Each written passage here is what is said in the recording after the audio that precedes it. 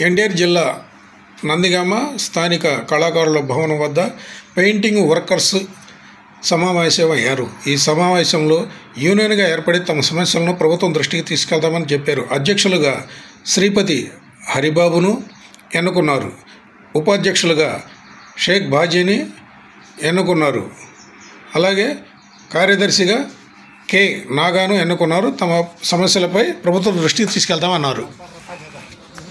నందిగామ తరపున కరెక్ట్గా పెయింటర్లు అనేది యూనియన్ కానీ ఏదీ లేదు. దాని గురించి మేము ఈ 1 తారీఖు రోజు మేము యూనియన్ స్థాపించుకుంటున్నాం. కాబట్టి మేము యూనియన్ తరపున అందరం దగ్గర ఇక్కడికి వచ్చేసి యూనియన్ స్థాపించుకోవడానికి ముందడుగు వేస్తున్నాం.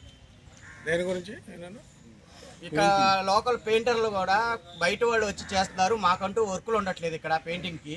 అందుకని వాళ్ళని బయటికి పంపించుకోవడానికి మాకు ఇక్కడ లోకల్ యూనియన్ సపోర్ట్ చేయట్లేదు. అందుకనే మేము అందరం కలిసి యూనియన్ సపరేట్ చేసుకొని మేము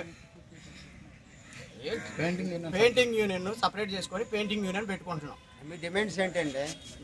ఇక్కడ లోకల్ వాళ్ళు తప్ప బయట వాళ్ళు అందరూ చాలా మంది యూపీ వాళ్ళందరూ వచ్చి మాకు వర్కులు లేకుండా చేస్తున్నారు. తక్కువ వర్కుల్లో రేట్లలో కానీ తక్కువ చేస్తున్నారు.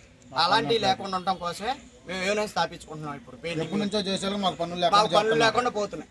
మరి వారికి గిట్టుబాటు అయ్యేటప్పుడు మీకు ఆ డబ్బులు మీకు గిట్టుబాటు అవ్వట్లేదా? ఇప్పుడు ఇక్కడ లోకల్ వాళ్ళు వచ్చేటప్పటికే మొత్తం ఇక్కడ లోకల్గా ఉన్న వాళ్ళందరూ అంతకు ముందు నుంచే రేట్లు ఉండటం వల్ల మేము ఈ రేట్లకి చేస్తున్నాం.